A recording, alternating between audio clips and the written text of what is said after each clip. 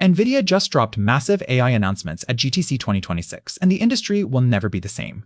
Here's what you missed. NVIDIA unveiled their most powerful GPU lineup yet, featuring next-generation Blackwell architecture optimized for large language models and real-time inference.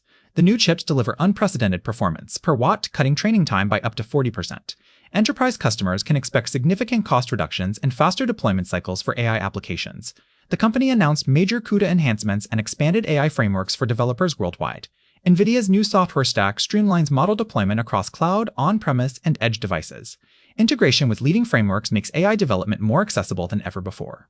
GTC 26, NVIDIA revealed partnerships with major Fortune 500 companies implementing AI-driven automation. The keynote highlighted real-world applications transforming manufacturing, healthcare, and autonomous vehicles across industries. These announcements signal NVIDIA's dominance in AI infrastructure continues strengthening. Tech professionals should expect widespread AI acceleration, lower barriers to entry, and explosive job growth in machine learning engineering and AI development roles over the next 18 months. Subscribe for daily AI news, hit that notification bell so you never miss breaking tech developments. Drop your thoughts in the commenting implementing.